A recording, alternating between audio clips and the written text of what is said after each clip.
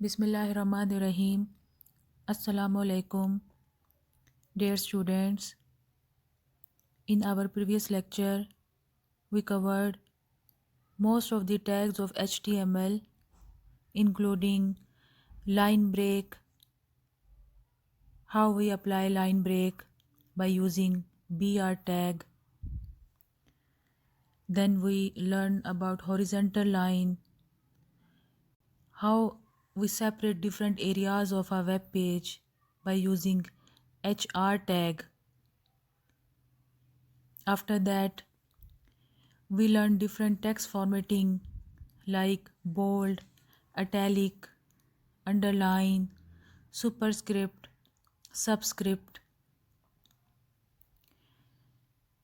Then we learned about font, how we apply different faces, size, color of the fonts, and their hexadecimal value we learned. After that, we learned big and small tags. We learned pre-formatted text. We learned about adding spaces between text. Then we learned about div tag. Div tag that is used to define a section in an HTML document. अपने HTML document के हम different section अगर बनाना चाहते हैं तो हम उसके लिए हमने div टैग का यूज़ किया था कि कोई टेक्स्ट है जो एक सेक्शन में नज़र आए और कोई टेक्स्ट दूसरे सेक्शन में नज़र आए। तो हमने इसका प्रैक्टिकल देखा था। उसके बाद हमने स्पैन टैग का यूज़ किया था कि हमने किस तरह से जो है डिफरेंट स्टाइल्स जो हैं वो दिए थे। एक पैराग्राफ में टेक्स्ट है और उसके अंदर टेक्स्ट को हम अगर डिफरेंट उसका स्टाइल देना चाहते थे तो हमने स्पैन टैग का यूज़ किया था। फिर हमने मर्की टैग के बारे में पढ़ा था और उसकी मैंने आपको असाइनमेंट दी थी कि आपने ख़ुद करनी है। और फिर लास्ट में हमने HTML कमेंट्स के बारे में पढ़ा था।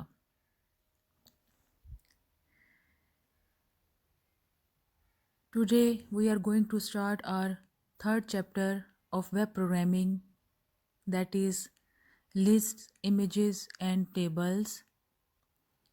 So in this lecture we are trying to cover lists and images.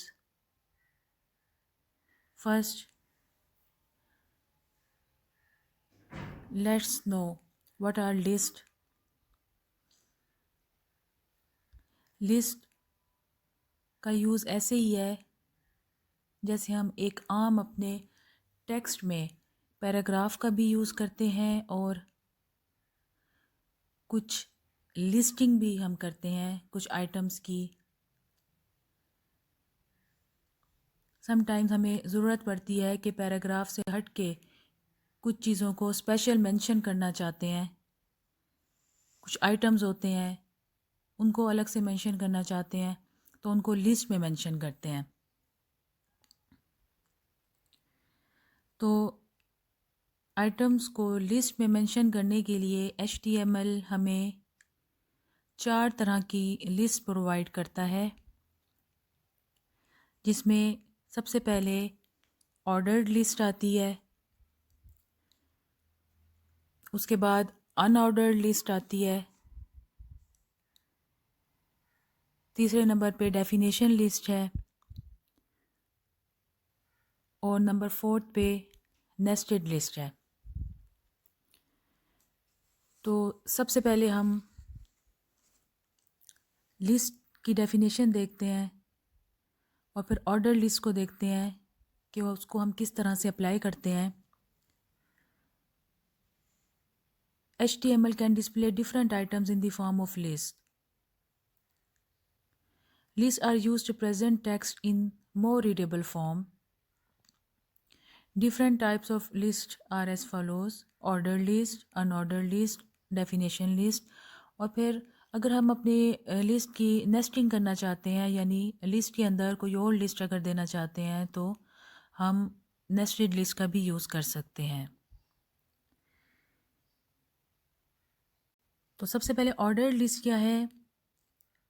N ordered list is a list of items in which each item is marked with a number और letter. यानी जिस तरह हम सीक्वेंस की बात करते हैं कि जो फर्स्ट आइटम हो उसको नंबर 1 दे दिया जाए, सेकंड आइटम को नंबर 2 दे दिया जाए, और अगर 3 ही आइटम है तो तीसरे को नंबर 3 दे दिया जाए। ये हो गई नंबरिंग। अगर हम चाहते हैं कि कोई लेटर से मार्क करें तो फिर हम फर्स्ट आइटम को ए से मार्क करेंगे, सेकंड को बी से मार्क करेंगे और थर्ड को सी से मार्क करेंगे।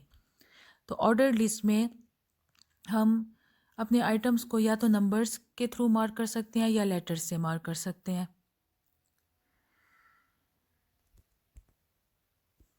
तो ऑर्डर लिस्ट को हम नंबर्ड लिस्ट भी कहते हैं। तो उसके लिए जो हमारे पास टैग यूज़ होता है वो है OL टैग।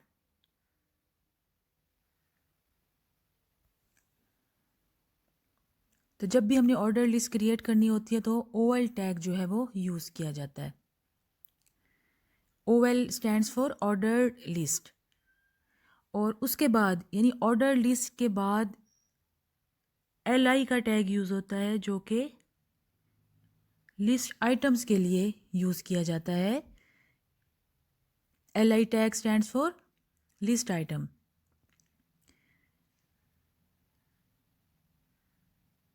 ऑर्डर लिस्ट के लिए जो स्टार्टिंग टैग है तो इसका क्लोजिंग टैग भी होगा, और लिस्ट आइटम के लिए क्लोजिंग टैग देना ज़रूरी नहीं है।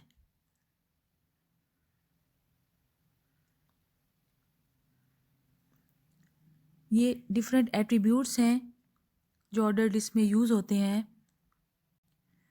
सबसे पहले टाइप एट्रीब्यूट है।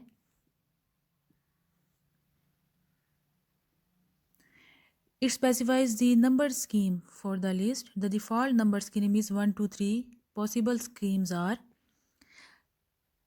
1 अगर हम देते हैं, यानी टाइप एट्रीब्यूट में हम वैल्यू 1 अगर देंगे तो इसका मतलब है जो हमारी ऑर्डर लिस्ट बनेगी वो इस तरह से बनेगी। पहले आइटम के लिए 1 नंबर उसको दे दिया जाएगा, सेकंड आइटम के लिए 2 और थर्ड के लिए 3। अगर हम टाइप को ए दे देते हैं तो फर्स्ट आइटम के लिए ए, सेकंड के लिए बी, थर्ड के लिए सी एंड सो ऑन। अगर हम टाइप स्मॉल ए देते हैं तो बिल्कुल उसी तरह फर्स्ट आइटम के लिए स्मॉल ए, सेकंड आइटम के लिए स्मॉल बी, थर्ड आइटम के लिए small C and so on. अगर हम रोमन में आते हैं तो कैपिटल आई या स्मॉल आई अगर देते हैं तो बिल्कुल उसी तरह फर्स्ट आइटम के लिए कैपिटल आई दिया हुआ होगा तो फर्स्ट आइटम के लिए कैपिटल आई, सेकंड के लिए जो रोमन में 2 लिखा जाता है, थर्ड आइटम के लिए रोमन में 3 लिखा जाता है, ये कैपिटल में है। और इसी तरह स्मॉल के लिए सबके लिए स्मॉल जो है वो डिजिट यूज़ होंगे। ये अगर आप एग्जांपल देखें यहाँ पे कि इन्होंने ऑर्डर्ड लिस्ट का ओपनिंग टैग दिया हुआ है, उसके बाद इसकी टाइप जो है वो ए दी हुई है। इसका मतलब है कि अब ये जो हमारी लिस्ट आ रही है, यानी सबसे पहला आइटम है रेड, तो रेड को ए मिल जाएगा, उसकी जो सीक्वेंस उसको दिया जाएगा, जो उसकी ऑर्डरिंग होगी, रेड को ए मिलेगा, ग्रीन को बी और ब्लू को सी मिल जाएगा। उसके बाद ये इसके 2 और एट्रीब्यूट हैं, स्टार्ट और वैल्यू। स्टार्ट क्या करता है कि it specify the starting number of the list. कि आप चाहते हैं कि लिस्ट का नंबर अगर कैपिटल ए है टाइप उसकी, तो ए से स्टार्ट ना हो, हम वहाँ पे सी दे देते हैं तो वो सी से स्टार्ट हो जाएगा। वैल्यू है it changes in numbering sequence in the middle of the list.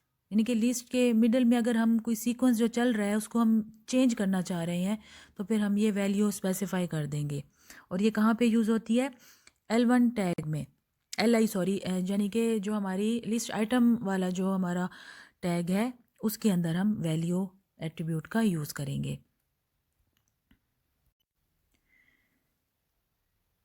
Order list से रिलेटेड प्रैक्टिस 3.1 जो कि ऑर्डर लिस्ट से रिलेटेड है, आपने ये अपने कंप्यूटर पे करनी है। अपना नोटपैड ओपन करें और ये कोड आपने लिखना है उसमें, और फिर आपने उस फाइल को सेव कर देना है .html एक्सटेंशन के साथ। तो जब आप उस फाइल को डबल क्लिक करेंगी तो वेब पेज जो है वो ओपन हो जाएगा इस तरह से। ये आपको इस तरह की आउटपुट जो है वो नज़र आएगी। प्रैक्टिस 3.2 ये भी ऑर्डर लिस्ट से रिलेटेड है। Right HTML code that displace the following output. तो जब आप ये भी लिखकर आप इसको रन करेंगे तो आपको इस तरह की आउटपुट जो है वो नज़र आएगी वेब पेज के ऊपर।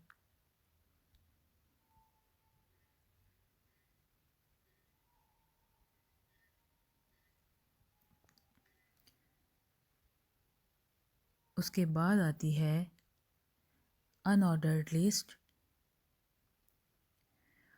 अनऑर्डर्ड लिस्ट सीक्वेंस के बगैर आइटम्स को अगर हम मेंशन करना चाहते हैं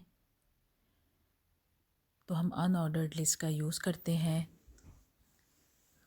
जिस तरह वर्ड डॉक्यूमेंट में आपने अगर काम किया होगा तो आपने देखा होगा कि उसमें बुलेट्स और नंबरिंग की एक ऑप्शन होती है। तो नंबरिंग जो है वो ऑर्डर्ड लिस्ट की तरह है कि वो सीक्वेंस में अरेंज हुए हुए होते हैं आइटम्स, और बुलेट्स जो हैं वो यही अनऑर्डर्ड लिस्ट होती है जिसमें हर आइटम जो है वो किसी सिंबल के साथ मार्क किया हुआ होता है। जो हमारे लिस्टेड आइटम्स हैं उनको सिंबल से मार्क करते हैं।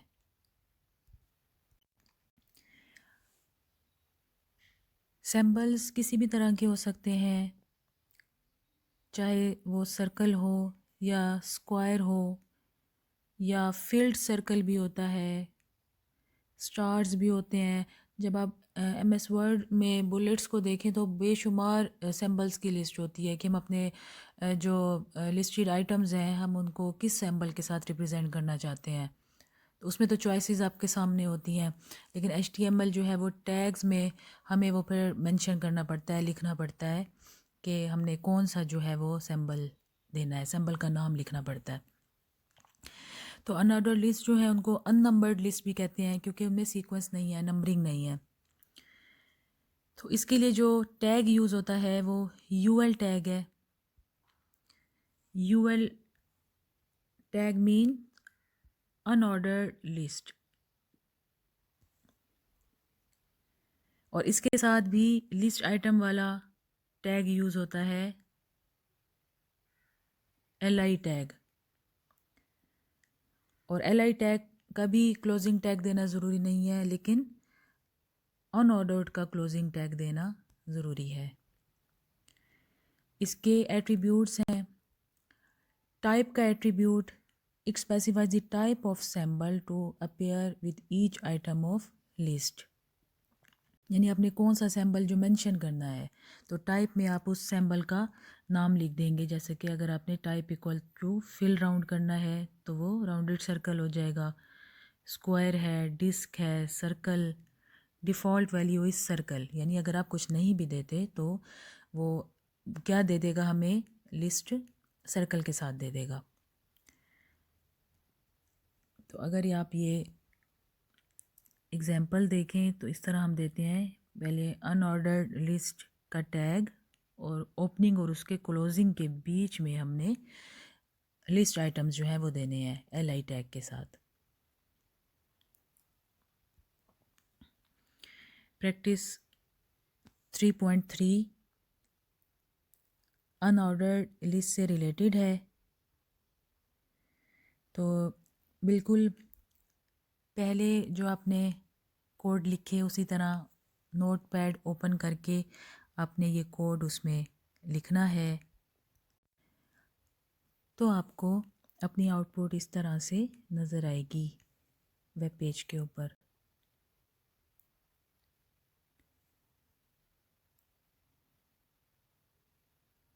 उसके बाद बात आती है डेफिनेशन लिस्ट की।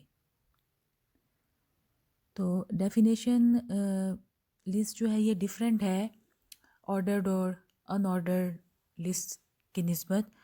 किस तरह से डिफरेंट है कि इसमें टर्म्स होती हैं, जैसे लिस्ट आइटम्स हैं, उनकी अगर हम साथ डिस्क्रिप्शन देना चाहते हैं तो हम ना ही ऑर्डर्ड लिस्ट का यूज़ करेंगे और ना ही अनऑर्डर्ड लिस्ट का यूज़ करेंगे, तब हम डेफिनेशन लिस्ट का यूज़ करेंगे, यानी list items along with their description.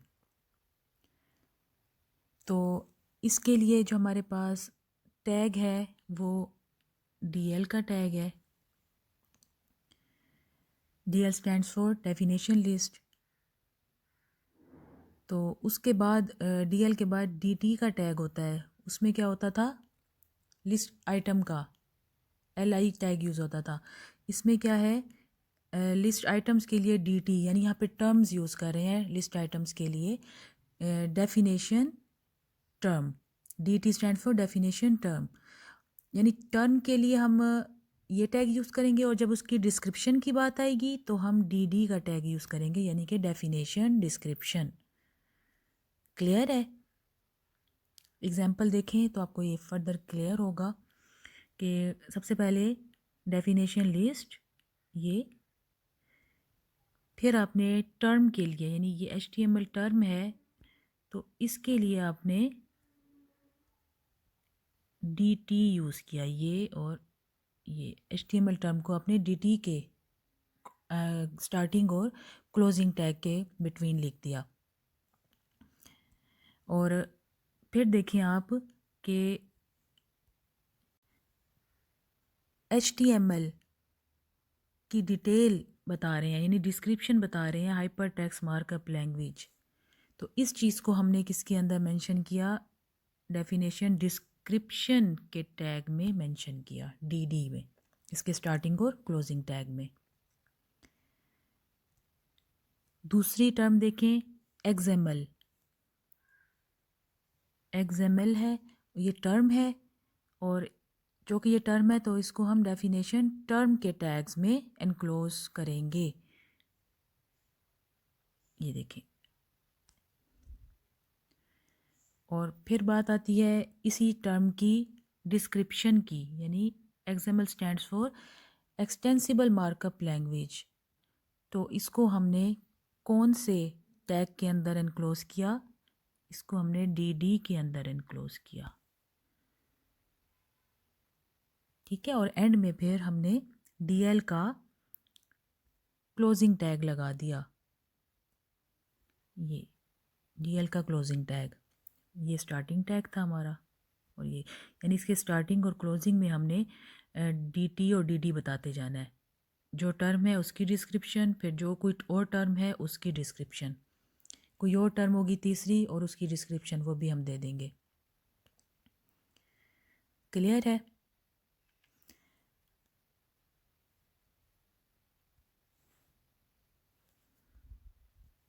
Practice 3.4 जो कि डेफिनेशन लिस्ट से रिलेटेड है, ये आपने कंप्यूटर पे करनी है। नोटपैड ओपन करें और अपना ये कोड आप लिखिएगा और फाइल को सेव कीजिएगा। नाम कोई भी दे दें, लेकिन उसकी एक्सटेंशन जो होगी वो .html होगी। तो आपकी फ़ाइल जो है वो वेब ब्राउज़र के आइकन में शो हो रही होगी। आपने उस फाइल को डबल क्लिक करना है और फिर आपका वेब पेज जो है वो ब्राउज़र में ओपन हो जाएगा। इस तरह की आउटपुट जो है वो आपको नज़र आएगी।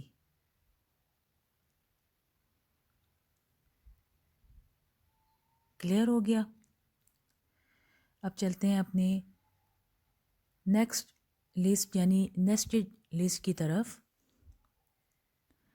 नेस्टेड लिस्ट जिस तरह लैंग्वेज में भी आप पढ़ते आए हैं कि अगर आप लूप्स की बात करें तो लूप्स में भी नेस्टेड लूप्स होती थी, a loop inside another loop, ये नेस्टिंग हो गई। तो बिल्कुल उसी तरह लिस्ट की भी आप नेस्टिंग कर सकते हैं कि एक लिस्ट में दूसरी लिस्ट को अगर आप ऐड करना चाहते हैं तो डिफरेंट टाइप की नेस्टेड लिस्ट जो हम क्रिएट कर सकते हैं। आप ऑर्डर लिस्ट को अनऑर्डर्ड लिस्ट के अंडर जो है वो नेस्टेड कर सकते हैं। इसी तरह आप अनऑर्डर्ड लिस्ट को ऑर्डर्ड लिस्ट के अंडर जो है वो नेस्टेड कर सकते हैं।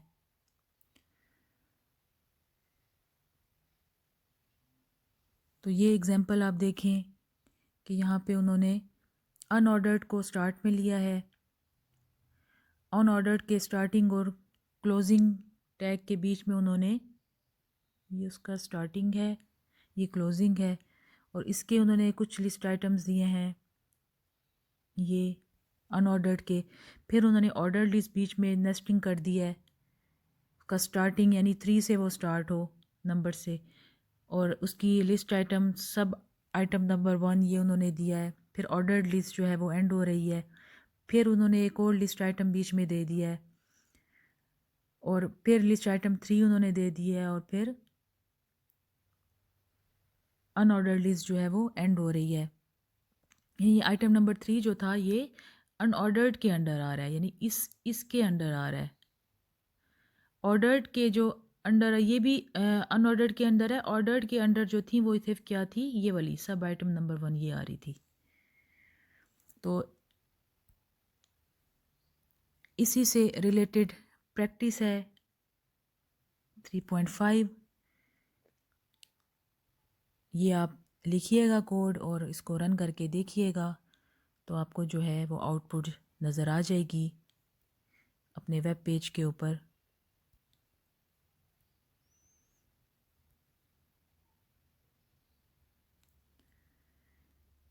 इसके बाद प्रैक्टिस 3.6 है।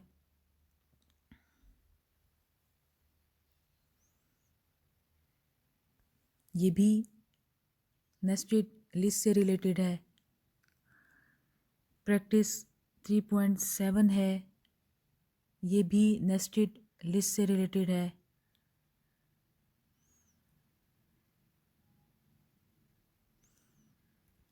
प्रैक्टिस 3.8 है, ये भी नेस्टेड लिस्ट से रिलेटेड है।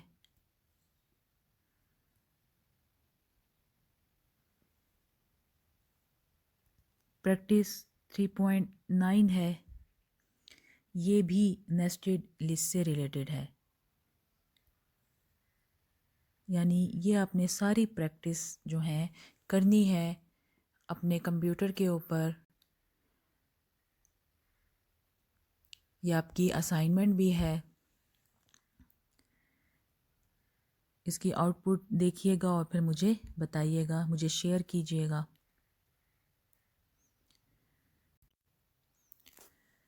तो आज के लेक्चर में हम इतना ही पढ़ेंगे।